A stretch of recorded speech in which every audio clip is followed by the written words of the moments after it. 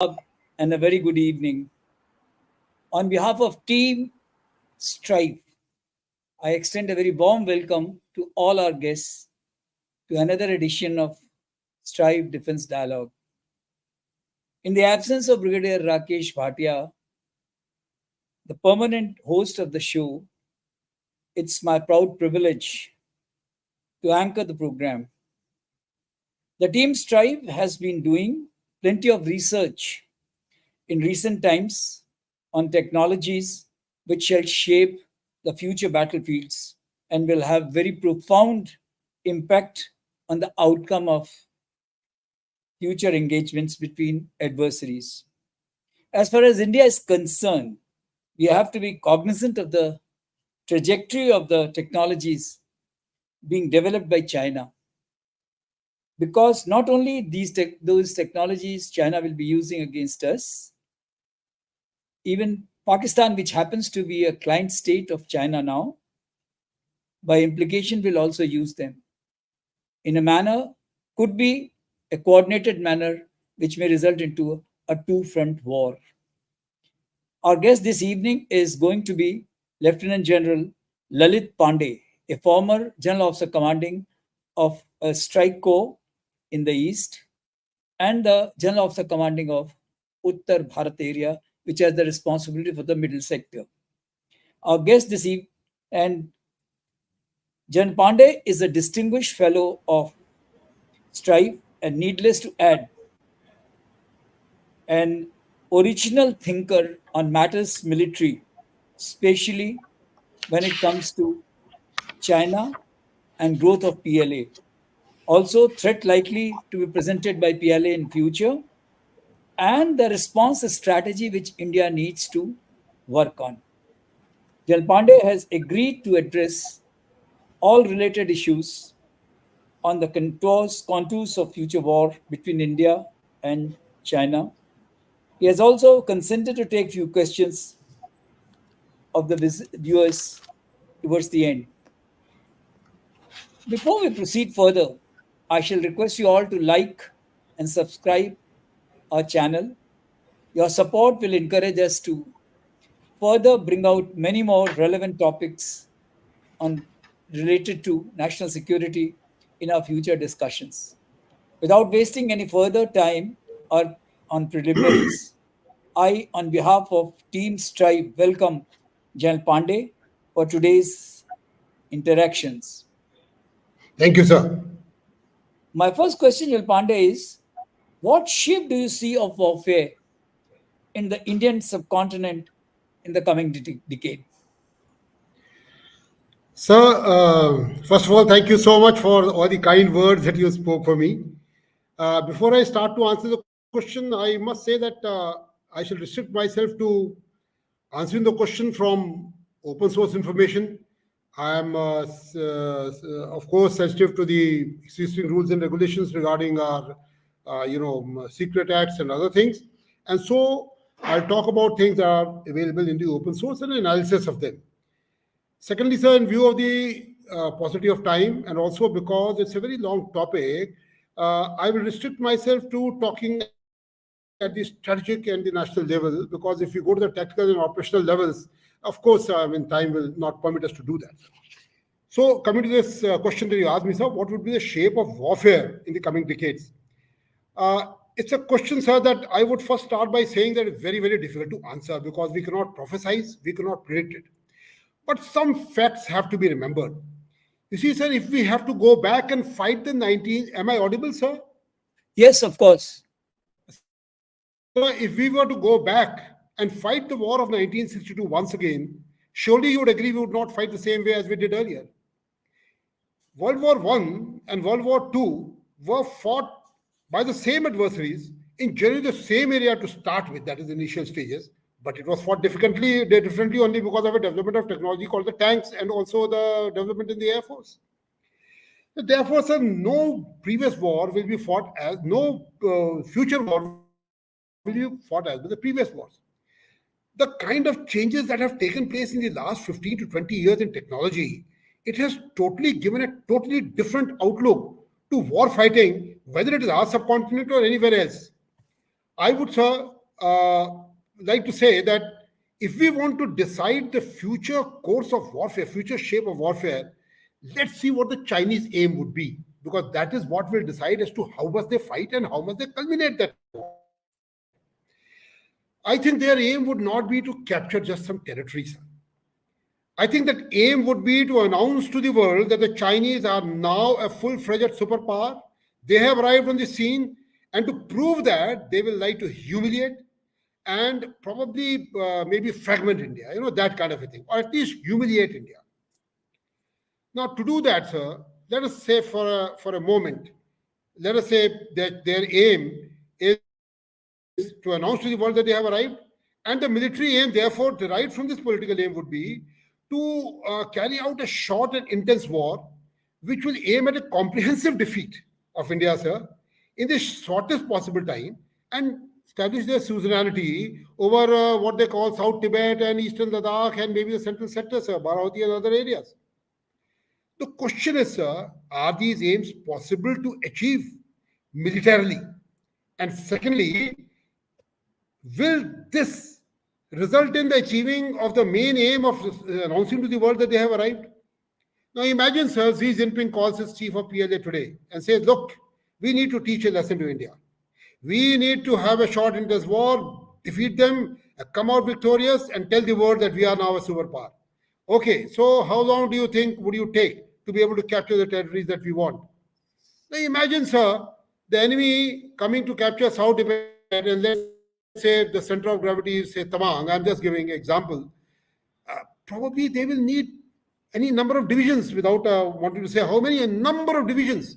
And even if we take a ratio of 1:12 that is taught to us in staff college, let's forget about 1:12, 1:8, we take the ratio, 8 times of the total deployment, and you know what the deployment is. And then to amass that kind of a force, and then to have a casualty, which is even, I would say, even if it is 10% kills, you can imagine the kind of casualties they will have in 25, 30 divisions. Will the Chinese nation be able to accept it? Will they be able to recoup and fight again? So is it possible for them to achieve the same? To my mind, it will be a very, very difficult thing. And then we both are nuclear powers. And the longer the war continues, the better it is for USA, because China will keep chasing a USA now, which will surge ahead, because a war will take us both back by at least a decade or two. So I feel, sir, when we are talking about the shape of the future war in Indian context, Sino-Indian context, it is, if at all the war takes place, let's assume for a moment that it will not, but if it does, it may be in the form of gray zone warfare as it is now happening and will continue, or probably limited area incursions, or very, very small exchange of violence, and the escalatory ladder will be controlled diplomatically and politically. They will not want it to expand and will like to maintain status quo as far as possible. Should, however, a warfare military warfare of the type that we know conventional warfare takes place today, so the major changes that will require, or the major changes that you will see, is not so much in strategy, but in tactical and the operational field. In the mountains today, any set of troops, a determined set of troops sitting on top, fighting from one layer to the other and withdrawing to the top, are virtually unbeatable.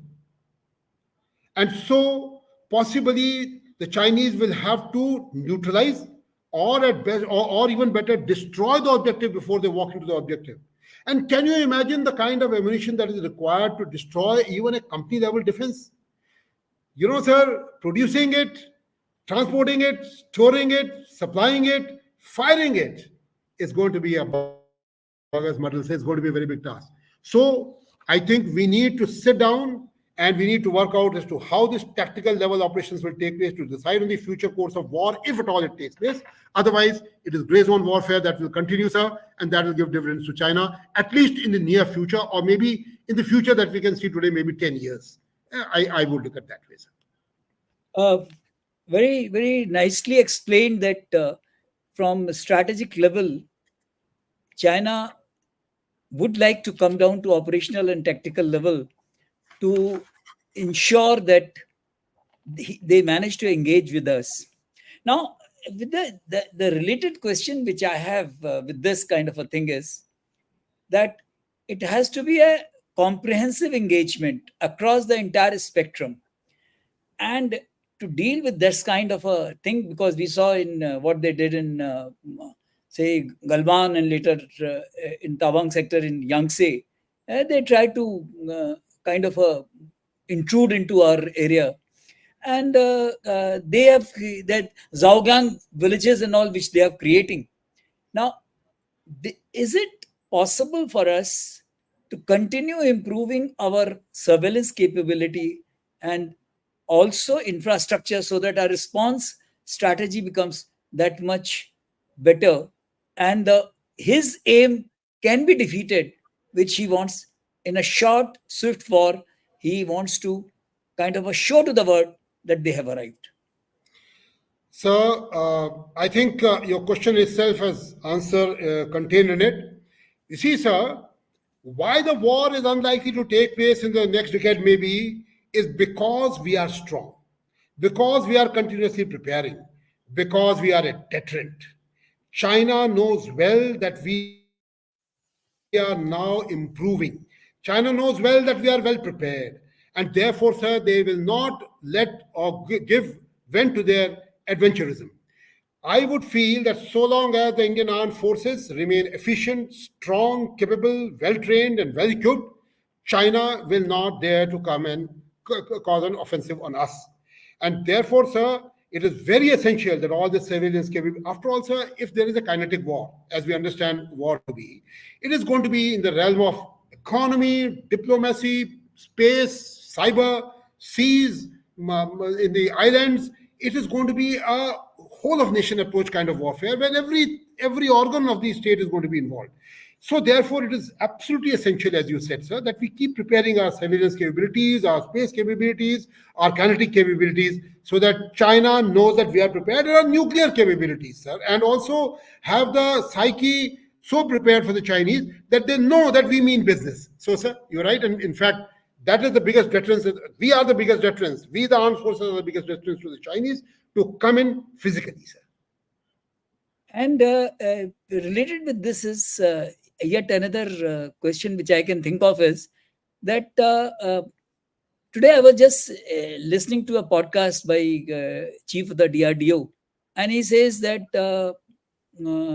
the next generation, that is Mark II of LCA, as well as MK, is many, many years away. MK is almost a decade away.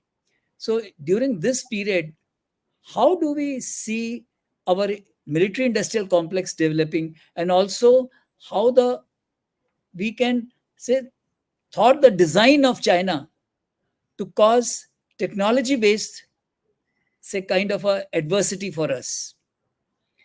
So I think fortunately we have taken a very balanced approach to Atmanirbharta and that is the indigenous military capability creation. In fact, sir, all the hats off to the present dispensation of the government that exists in the government today. That, sir, we have put our hand to Indianize at places where we think we can. We have gone in for procurements from abroad where we think we are yet not capable. See, the SUs have been bought, sir, because the LCAs have not been able to come up. We are giving contracts to somebody, and also maybe to some other nations also, but at the same Mirage time, the demand 2000, we also are not trying to doing buy it. some. So therefore, sir, we are in a very balanced approach. So I would feel that there is unlikely to be an era or a time of weakness because of Atmanirbharta being created in our armed forces. Undoubtedly, sir, in the long term, it is going to pay us rich dividends. In the meanwhile, if we feel that in some areas we are becoming grey because of push for indigenous technology coming into the armed forces, we have various other means, sir, diplomatically, politically, and even in terms of, sir, nuclear, mongering, a bit We of are it detained. here and there, Detained. to be able to Yeah. deter the war, sir. To be able to deter the war, we need not show our weakness. We need not let them know of our weakness, and possibly overcome this period or cross over this period. And there we are, sir, strong and powerful and valorous as always. So that's it, sir. So therefore, as I can understand from all this so far, what we have discussed, the gray zone warfare by China would be the biggest threat.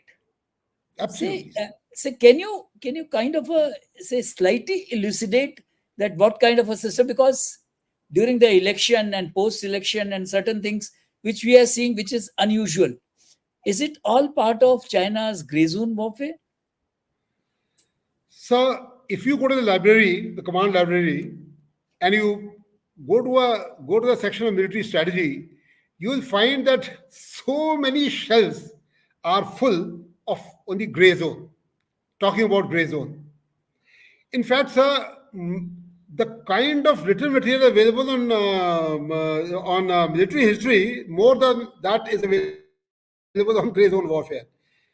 Sir, what they did during elections, what they would do as far as cyber war is concerned, what they are doing as far as inching into our areas is concerned, what they try to do in Galwan, what they have done in the Fingers area, in the Pangong So, is all gray zone warfare, sir. Sending their graziers inside, sending their soldiers with maybe, trying to put their flag there. All these are part of gray zone warfare, sir. In fact, if you see, sir, between USA and China also, what is happening in the 9-9 or the South China Sea is gray zone warfare because there is no physical contact. Anything that will cause a harm or will put us back by a step without the employment of kinetic force is a gray zone area, sir. And so even in elections, what they did, if they hack our dams or railways or our banking service, it's a gray zone warfare. Or if they are going to hack our communications or satellites, it's a gray zone warfare. And so is it as far as the capture of territory is concerned, sir. So it's a gray zone warfare, and this is what will continue. So, in fact, say Wuhan virus, to COVID, and all those things which they said. So, we should be very, very careful about that, so that we should be Absolutely. prepared for it. That kind of another virus coming, another bacteria coming to our side to put our booming economy a kind of a retarder cannot be discounted. Absolutely, sir. I agree with you, sir. Actually, now let's slightly enlarge the scope of our discussion. Recent times, two major conflicts which are ongoing. One is in Ukraine, other is in Gaza between say Hamas and IDF or Israel to say. And Israel is now being surrounded by not only say Hamas but also Hezbollah, Houthis, and silently by Iran.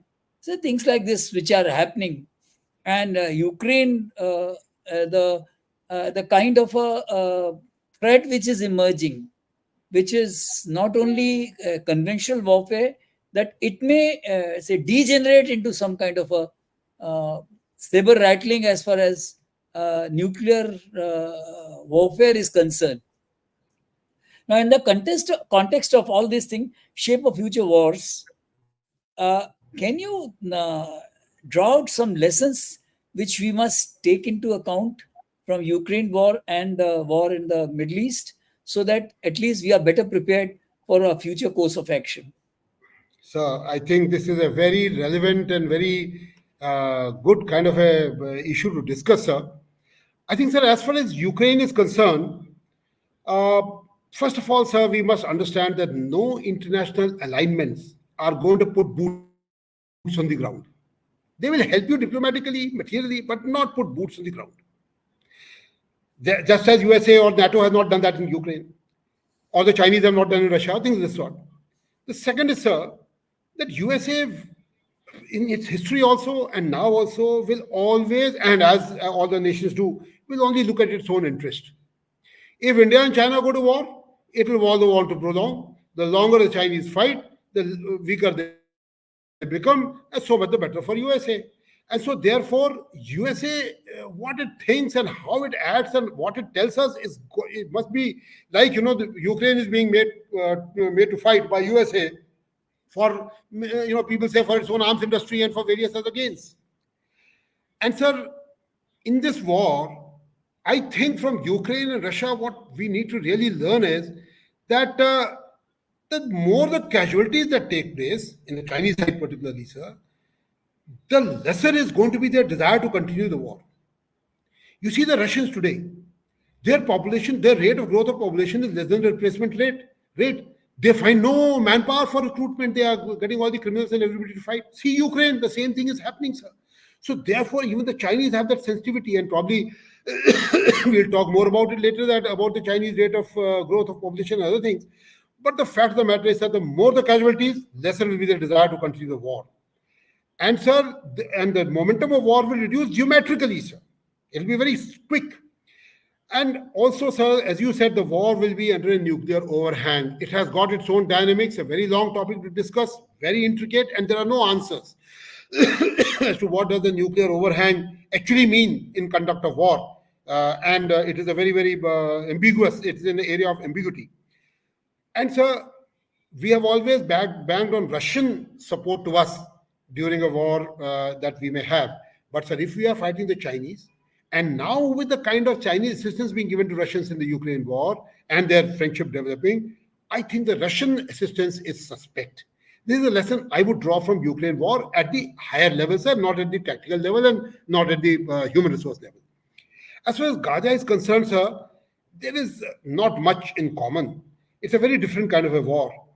But sir, it is very, very sure that if China comes in and we prolong the war, the Chinese will lose their deterrence as the Israelis are losing now.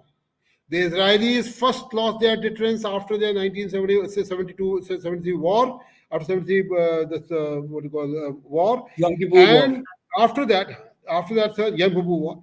After that, sir, they had a lot of deterrence till 2006 when they fought the Hezbollah in Lebanon, and the lost deterrence was they couldn't.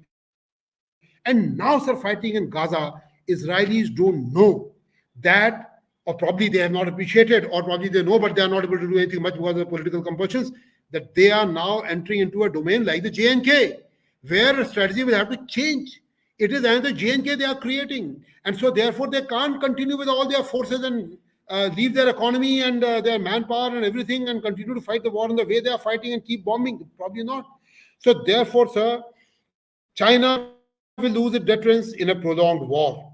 And sir, no nation, I would feel, even the Americans today, they don't have 2,000 kg bombs because the Americans are not giving them. They have got higher capacity bombs, but not the lower capacity bombs. So no nation can produce enough munition to last a long war. A short war, a swift war, maybe, sir.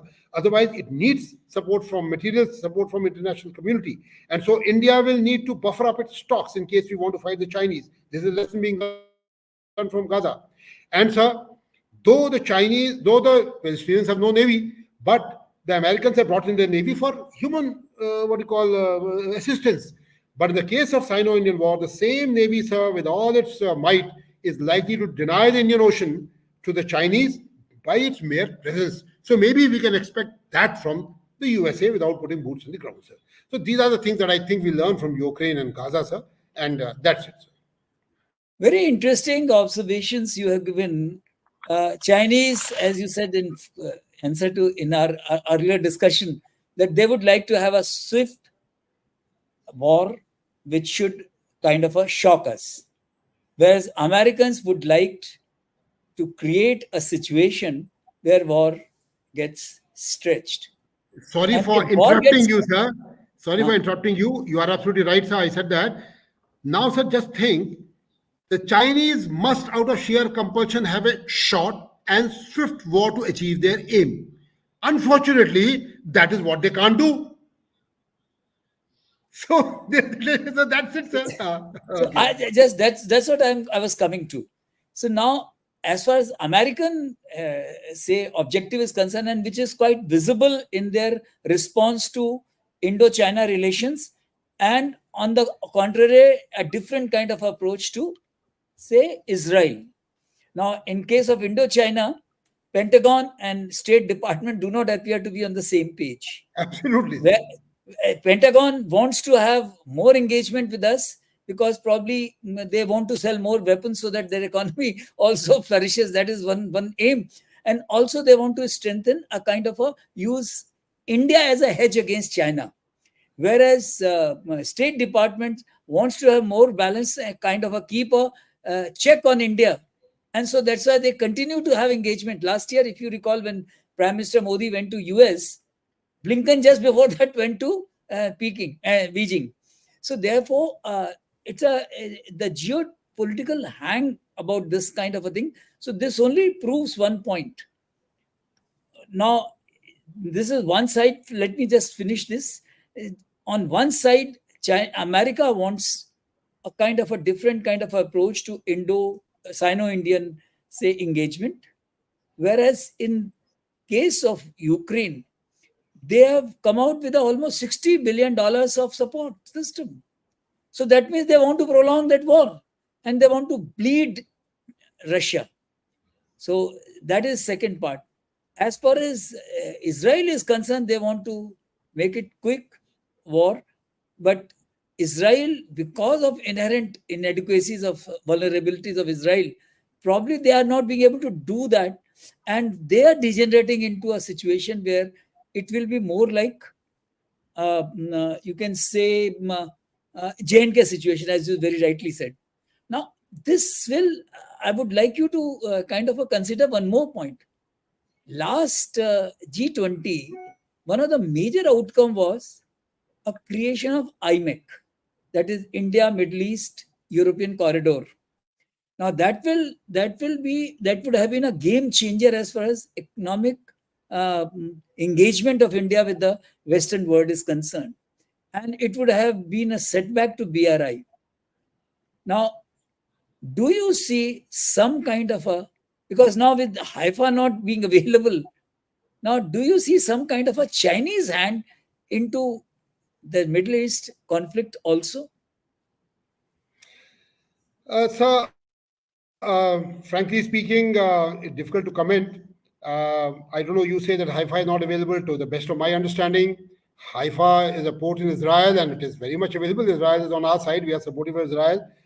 So No, it is because of, not that. I was saying because of the Saudi Arabia, UAE, and Israel no longer being on the same page. That was one. So you see, sir, if Saudi Arabia benefits from the corridor, UAE benefits from the corridor, there is no reason why they will not accept it. I mean, the national interest will override small little, so national interest keep changing. National interest remains the same. Friends and foes keep changing. So I personally, sir, see no hand. I'm too small to really comment on this, but I don't think the Chinese are so powerful as to cause a war between Israel and Palestine.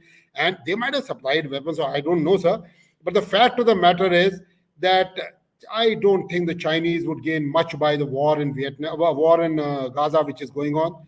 I don't think they have much stakes in it, sir. In fact, their own BRI may get impacted because of Uh, the so land route which is there. their BRI is progressing at many places in a good kind of manner. See the Godar thing, the Pakistan the corridor in Africa and other places. So I don't think, sir, that I personally would not agree to it that China has got a hand in that war. But of course, they have their interests, of course, sir, but not hand in the war.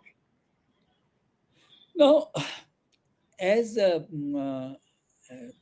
I during our discussions, previous discussions, sometimes we have discussed, and you had mentioned about your interaction with Chinese army when you went to inspect their regiment and all those things.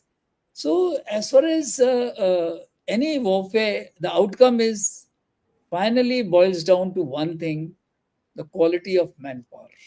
Absolutely. Because of the current state of manpower in China, post, though they have abrogated that policy of one child policy in 2016, but their birth rate has not improved.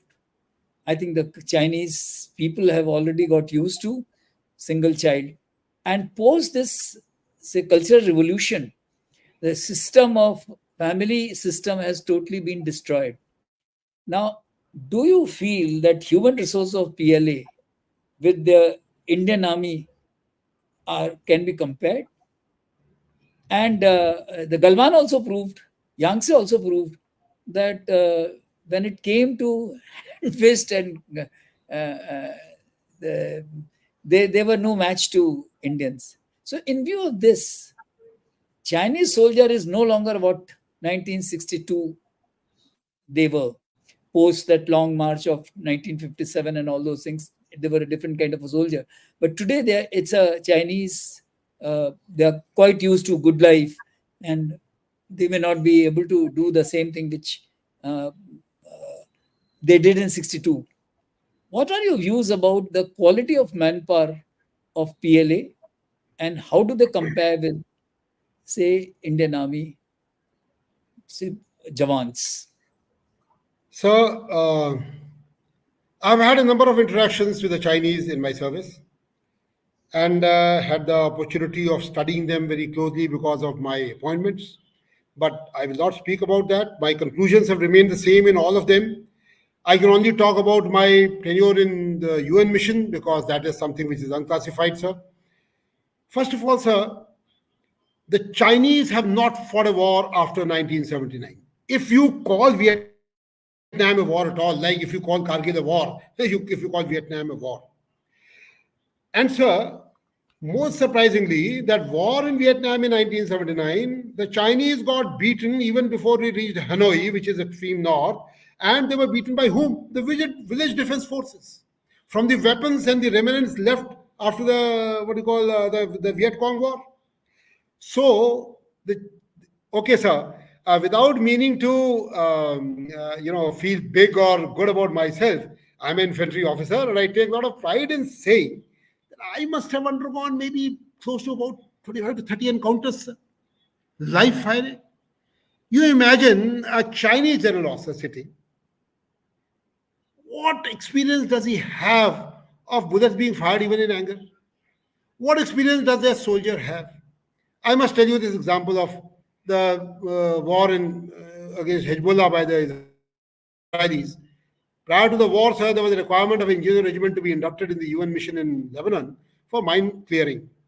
And I was part of the team which was to go to China to inspect the engineer regiment, certify them fit for being inducted into the UN. And I went over there. I saw them, and they came and they were inducted. And then I saw them alongside R46, which was there in Lebanon, sir, during the war with Hezbollah. And I'm witness to the fact that the Chinese ambassador in Jordan or someplace there or in Israel called up the force commander and said, please shift our regiment to a different place, a safer place. And the force commander replied, there is no safe place in Lebanon at all. So their conduct, their obedience, their what you call desire to go under threat to do their job is absolutely low. By the way, sir, at that time in 2006, 25% of their pay had also been cut. They were in a bad shape also. I don't know what it is today. Then, sir, so this is as far as the human resource is concerned. Now, with their one-child policy, which they have removed since 2016, there's a figure that I want to quote, sir. In 2016, the Chinese said that you can have your second child. And they gave this option to only couples who were themselves single child. They found that there were 11.6 million couples who were having one child, but they were themselves one child and could have produced a second child. Now they wanted them to apply for having the second child and then have the second child. Only 1.16 million out of 11.6 million applied for having a second child. They were used to having one child only. And sir, possibly in the next 8-10 years, their population is going to be falling below the replacement level. And so you imagine now the kind of economic development that China has undergone with the fall in population, the kind of luxuries, comforts in which the Chinese would be living today. It will become difficult for them to find even soldiers. How many of them have served? How many of them have served in what you call altitude areas? While I went to China, there was an officer from our country, sir, a brigadier who was doing my coursemate, who was doing the NDC course in China. We were going through the metro. We were talking to people as to where is India, and they were probably some of them did not know Indo-China. They were saying Indo, and very high mountain and things of this sort. They are not the kind of troops that we have, sir.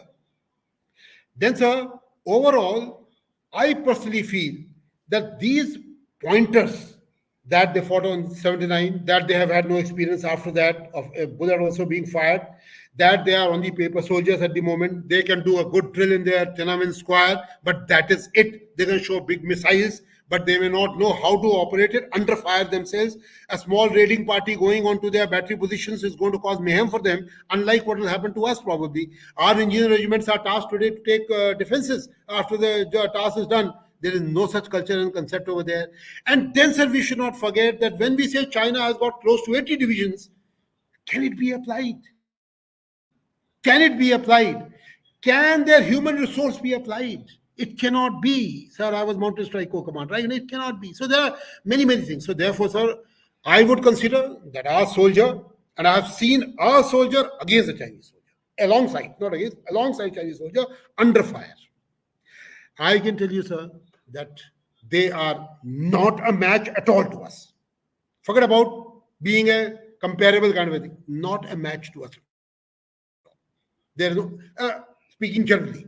Of course, some of them may be kung fu fighters. I mean, that is all right. I mean, but not over. So, sir, in sum, I would say we are a set of soldiers who are any day far superior. We need good generalship. We need generals who have moved large forces, who understand generalship. As soldiers will not let us down. Our young officers, he's better. I've had interaction with Chinese officers who were trained in America. They learned English there. They were interpreters. I traveled with them in buses. They were they were angry with their own organization. So therefore, sir, we are in a much better position. And I can assure you that if it comes to one, we are much better, sir. Very reassuring. And in this, the one or two things which I would like to add, and I would like you to say kind of give your observations on that. You see, recently, about say 2 days back, there was a news report that last two defense ministers not only have been sacked on corruption charges, they have been expelled from CCP. Yes, sir. And CCP is the one which controls PLA, and the country is controlled by CCP only. Their allegiance is to CCP, not to China. China is a very interesting thing which I have realized, that in China, their kind of allegiance is to CCP, not to China. Chinese nation, unlike us, where we are for India, whereas they are for Communist Party of China. So Absolutely. therefore, with these two things, the kind of a motivation which is an average soldier will have, and when he comes to know that he is being sold by his superior officers, is all, what would be the kind of a say mental state of his to respond to the kind of a situation in which, say, Vijayan Thapar or Manoj Pandey of India were put to.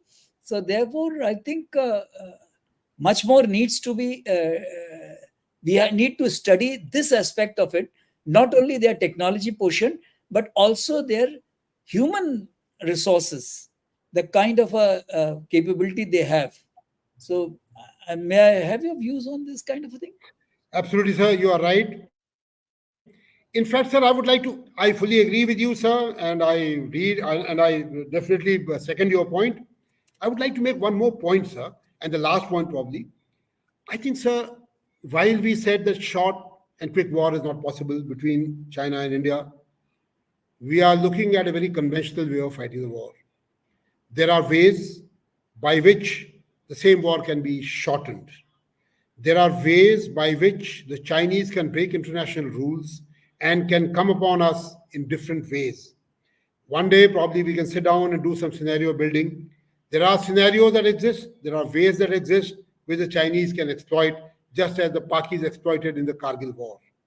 And so we should not close our eyes to those, continue to build up ourselves, and sir, be prepared for those kind of scenarios also, of which we will not talk now because it is beyond our preview and it will take time. But sometimes, sir, possibly the scenarios that can be created, situations that can be created, which can cause problems for us, exist, and that is why the need for full preparedness and fully being equipped for the Indian Armed Forces.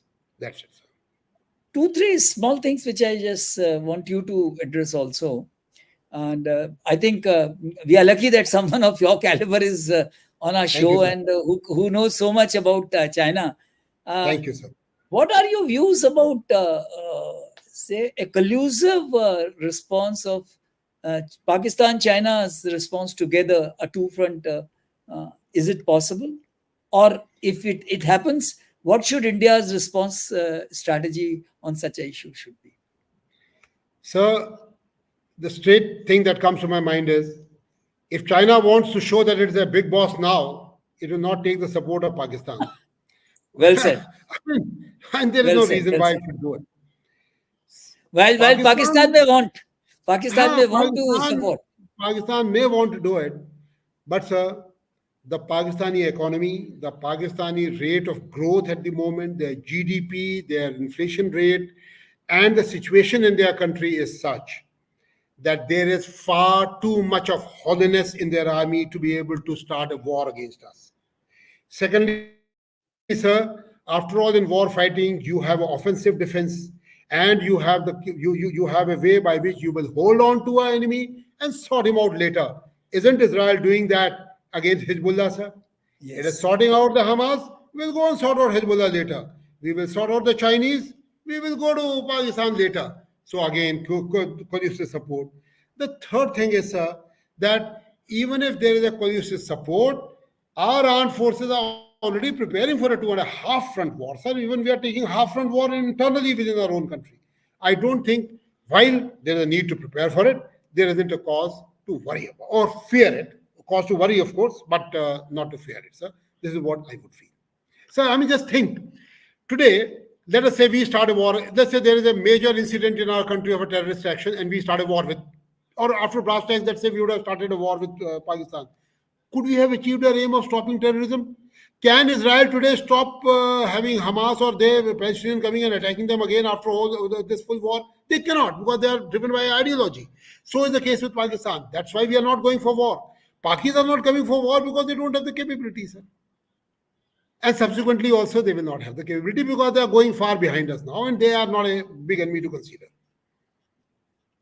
Well, there are some good questions. With your permission, I'll take some of Yes, them. sir. Yes, sir. Yes, sir.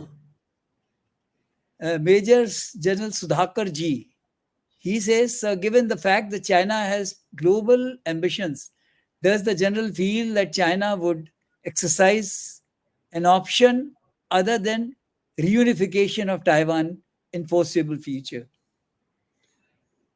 Sir, my God, Major General Sudhakar ji is an authority on this subject, sir. How can I throw any light on this? I don't think, sir, that I will be able to tell anything more than what Sudhakar ji knows. And I will leave it at that, sir. There's another question by Colonel R.P. Singh. General Pandey said that about battle experience makes Indian Army more superior. Is it not true that Agniveer scheme duration of service be reconsidered? Sir, there has been a lot of debate on this issue about Agniveers. I would feel that a 20 or a 18-year or a 16.5-year-old boy who joins the army in the Agniveer scheme is motivated without a cause. He is a man who's, so you have to tell him nothing, he's already motivated.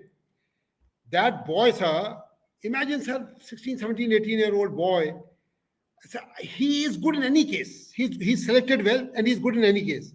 I think this Agniveer scheme is a very good scheme, sir. And when you undergo an encounter, when you are firing and you are wanting to kill the militant, at that time, sir, it doesn't matter if probably a JCO with 20, 24 years to 25 years of service would not be able to perform the same way as that youngster who has joined the battalion 6 months, 7 months earlier, sir. And where only small arms are concerned. I think, sir, Agniveer scheme has been given a wrong face, and it's a good scheme and will work in the long run, except technical side, sir. But in the soldier side, the combat skill size, there'll not be a problem, provided we increase the duration of their pre-induction training, sir. After coming in, we give them 6 months more of Umidwar Cadre and other capsules. And after that, sir, he'll be well gelled into our system and he'll do a good job. Definitely, sir. Actually, Definitely, sir. Definitely, a soldier who joins and continues is better provided he's good. But we have to carry dead wood also now, because after all, earlier on we were carrying dead wood, sir. A lot of dead wood. But today we can choose. We can have the very best, and so therefore it will give us an advantage in the long run. There is no doubt about that, sir. in fact, two things need to be considered in this regard. Yesterday, today's paper, there was a news item that recently some Agniveer recruitment second phase commenced, and the response is exceptionally large. So that means people are thinking, they're taking sense of pride, with a sense of pride, going for Agniveer. Second is, even Actually, sir. even General Naravane's statement today I saw, where he says that Agniveer is a game changer scheme, and it's a transformative scheme. Only thing, probably certain minor issues which needs Have to to be be. straightened. Agniveer should be there. Now there is Let me, another sir. question. Just, Yeah. just before I finish. Uh, Actually, sir, to Colonel Api, I would say one thing. Actually, sir, what we need to focus on, not so much on Agniveer, but at the supersession in the army. Imagine, sir, if Agniveers are demotivated, think of that officer, sir, who at 16 years or 14 years of service knows that for 32 years of his end of his service, he will go nowhere. Sir, unless the ratio of regular officer to short service commissioned officers changes from 1 is to 4, it changes from 1 is to 1 is to 1.1. And sir, we have officers being promoted, going up, and the others going out through short service, sir. The motivation of men depends upon the officer. Imagine, sir, an officer who knows that Lieutenant Colonel he's finished, and what motivation will he give? The the उसको the घर key lies बनवाएगा, there, सिर्फ घर sir. बनवाएगा. The key lies there. I have stuck my neck out, but I think that is what it is. There are so many capable colonels we have, so many fantastic officers we have, sort of monotypes, this, that, who have not made it, sir, only because tremendous competition, lack of space. Sir, if we had a larger short service cadre, and to have larger short service cadre, we need to give them enough what you call remuneration, sir, to leave the armed forces. A VRS, which is very attractive. Anyway, sir, more about it maybe sometime else. Actually, for viewers, let me just say that General Pandey, besides being a great soldier and a combat, operational commander, he has also been DG, MP, and PS. So I think he has already given me a idea that one kind of a podcast we will have with him on issues related to, say, cadre management within the army. That was wonderful. Now there's a question by Manoj Singh. He says, "Ask sir, do you think India can reach a military parity with China? If yes, when?" So first of all, though, I'm very happy to see this young lad.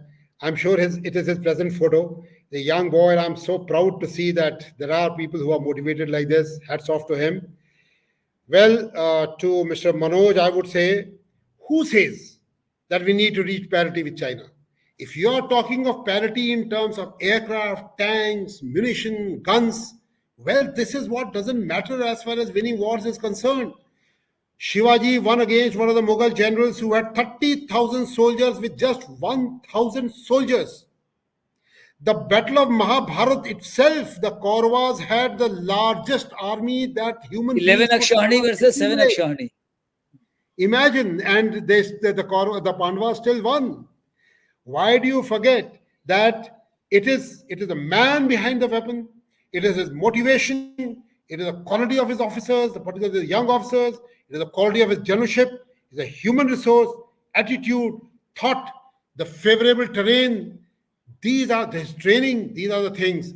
We are not just in these aspects. We are not just equal to the Chinese. We are better than them. I can assure you that as a general officer who served for 39 good years in the army and served in the infantry, which means I know my beans and I know my job. So therefore, we are very well off. There is no problem at all. And asks now that we see first person. Sir, can you read out the question, sir? Yeah, ask sir, now that we see first person view, Drones are extensively used in a war between Russia, Ukraine, and China is going full throttle into it. Are we doing something to counter it with technology? Mr. Manoj, Indian Army is not a passive observer to anything. We are a thinking army, we are a scholars army, we are scholar soldiers, we are Parashuram ka army. In this army, we pick up the weapon, but we pick up the book also. The most scholarly soldier was Parashuram in our culture and history. So when Bhagwan Ram himself was the most knowledgeable person about Sanatan Dharma, and he is the one who killed Ravan. So therefore, we are a scholars' army. We continue to watch, observe, analyze, see, and continue to upgrade ourselves as per changing situation. There is no doubt. In fact, I remember that when I was a major general, one of the young officers who had about 5, 6 years of service in RR battalion showed me the drone which I saw for the first time in a high altitude area, and he flew it. The winds pushed it back, but we knew there's a future. Since then, we are working on it, and I'm sure and predators are coming, and what you call UAVs are coming also apart from drones, and we are developing technology in various kinds of ways. Our DRDO is working, and definitely we are doing something about it, and we are going to be a power in this also. Don't you see that? Don't you see that, Mr. Manoj? Even in Ayodhya, when there is this arti, with drones, we make all those things. We have already progressed quite a bit in that. Yes, sir. In fact, I would add last year, that is 2023, Army Day Parade, they displayed that they presented a swarm drone, a total about 100 drones together. So with this kind of a thing, technology is already there. Now, drone, we have been able to make much progress. It is end-to-end technology. Even the engine technology, that Kaveri, original Kaveri, which is 40 kilonewton, is quite useful for, say, UCAVs, that is the combat drones. So that is something which is there. There is a this is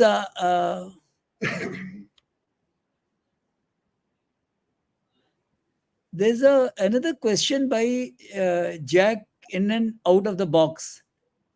No, it is JBJP. JBJP ask, as the nation with largest population in the world, why shouldn't Bharat aim for largest standing army in the world in the coming years?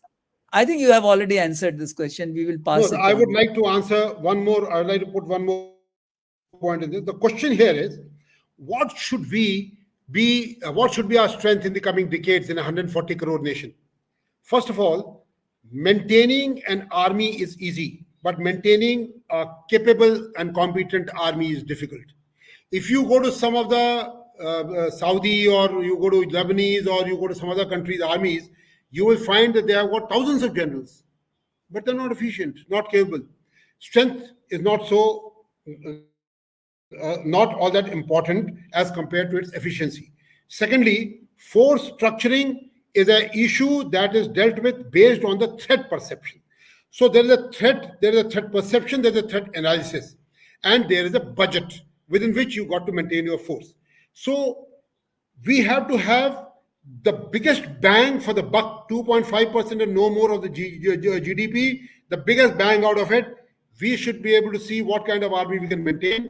And the last thing that I would like to tell you in this is that if your concept is to depend on firepower more than manpower, you will have a smaller army, but you will invest larger in firepower. If you have manpower versus firepower, predominance to manpower, you will have larger manpower.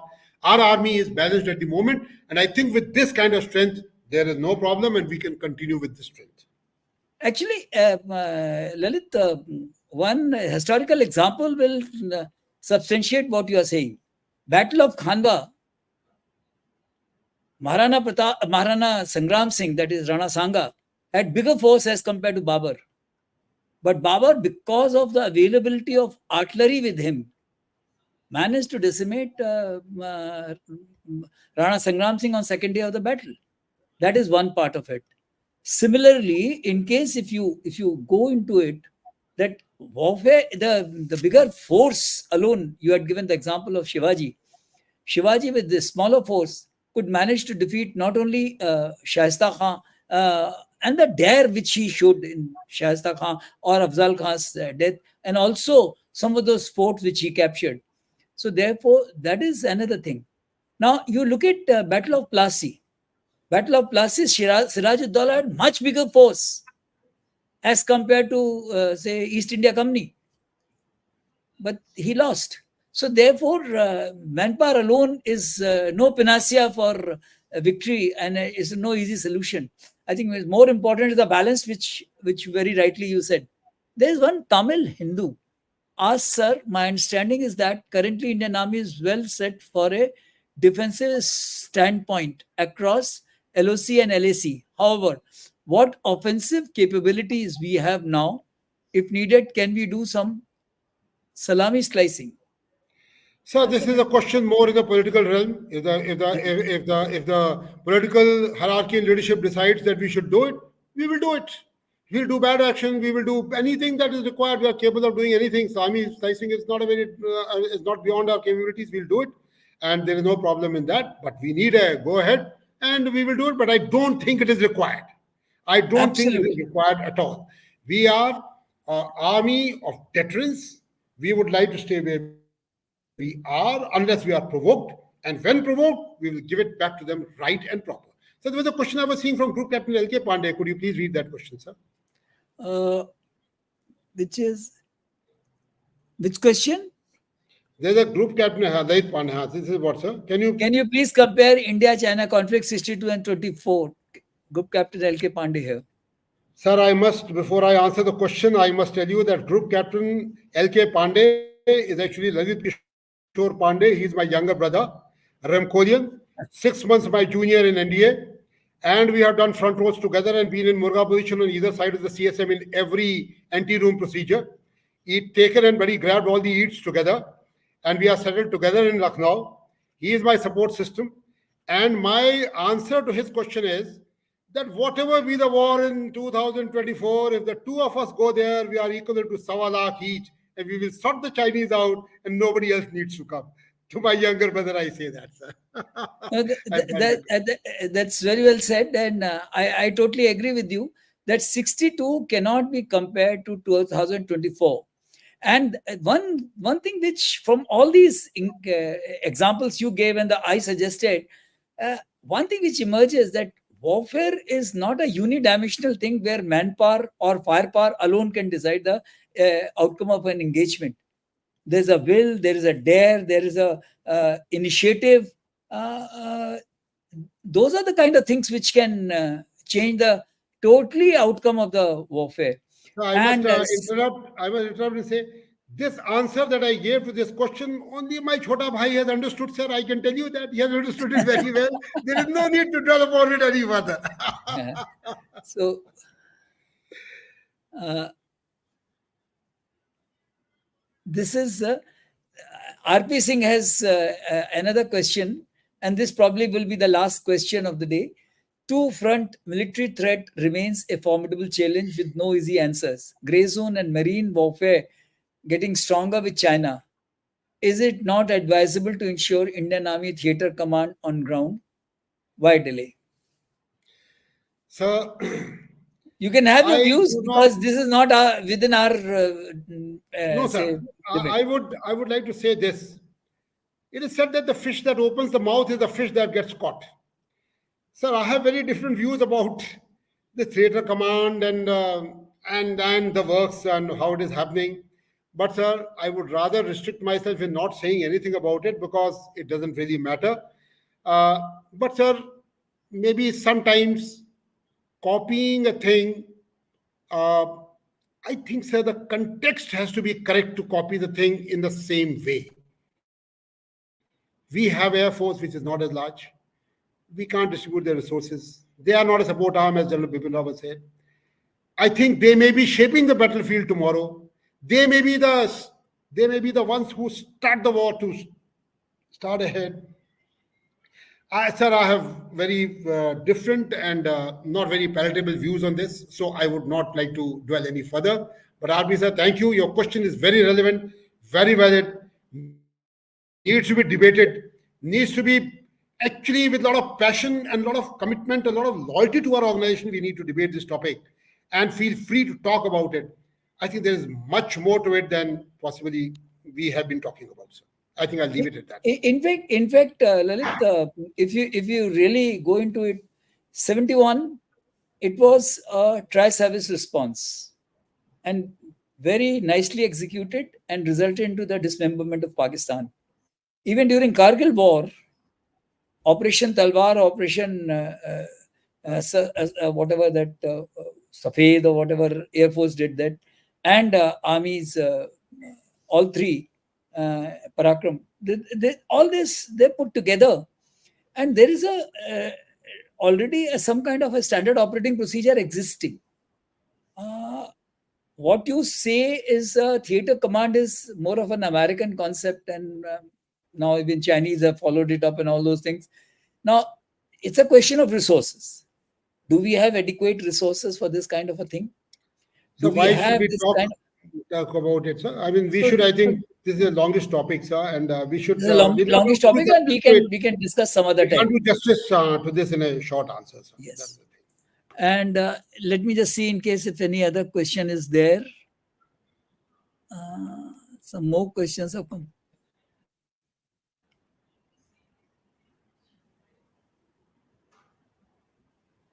Sometimes one has to really watch out for the curse of being granted what you wanted, sir.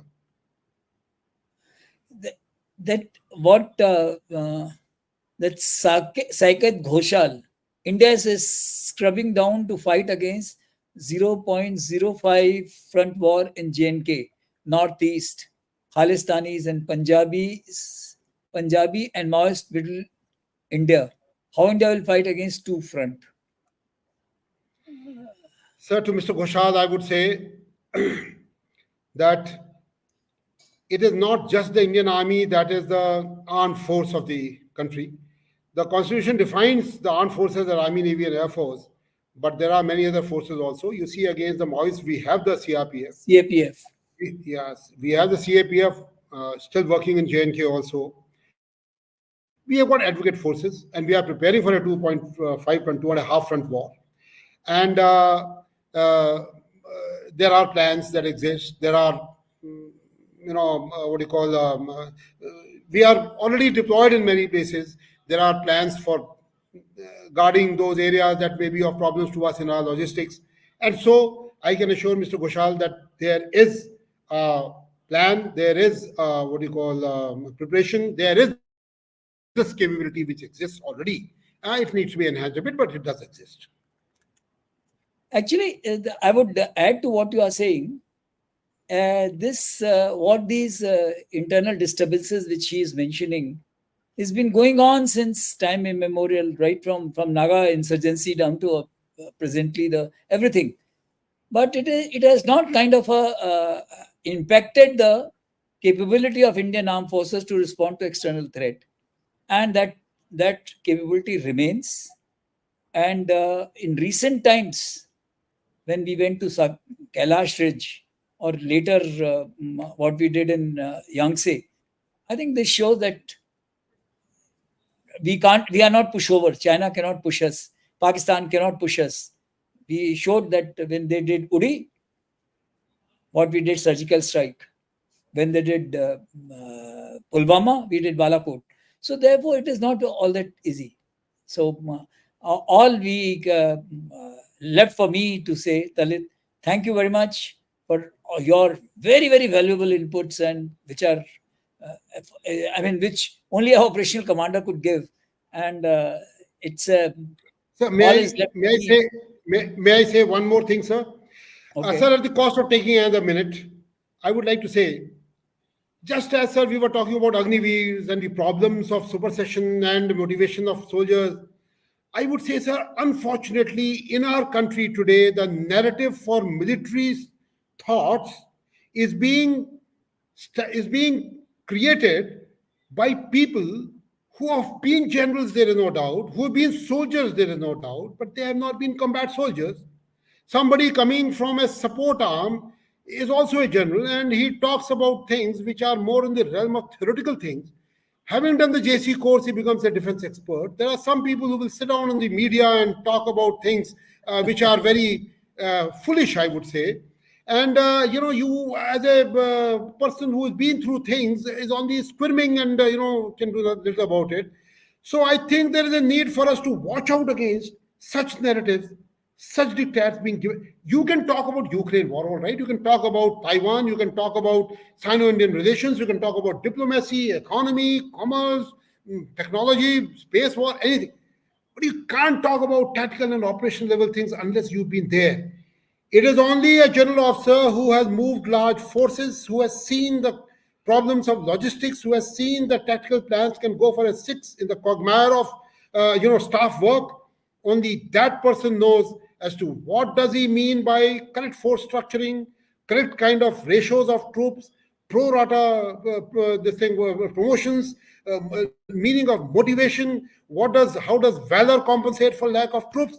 What will the problems in case we have a three company battalion instead of a four company battalion, larger manpower, lesser firepower, more firepower.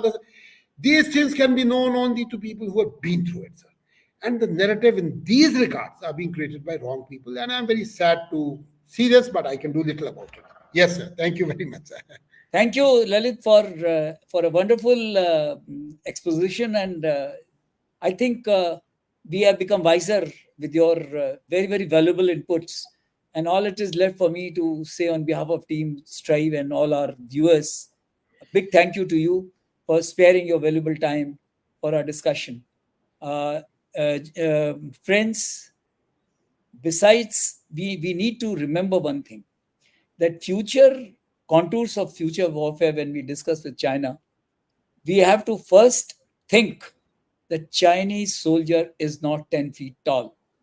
62 is not what Indian Army today is 2024 can comprehend.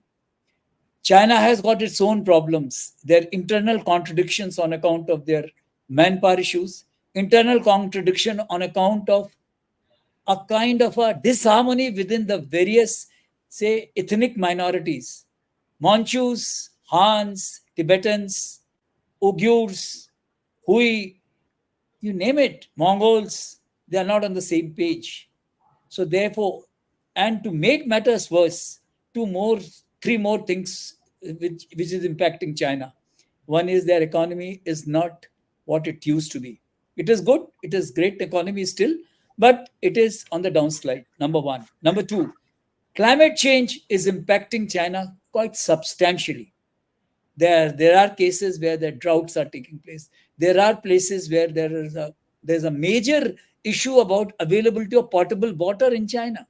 So therefore, this is the second issue which they need to confront. They are confronted with. Third thing is corruption on a scale of 10. In case if we talk about our corruption, their corruption is far bigger, and therefore, just attributing that they can bamboozle us. No, it is not possible. If China has got its strength, so has India. And all it is left for me that keep thinking about it and keep supporting us, that we will come out with many more such issues and to discuss.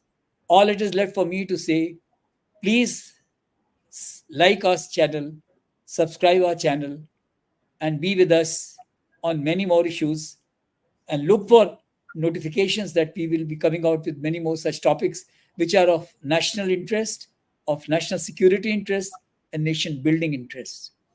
Thank you. Jai Hind. Good night. Thank you, sir.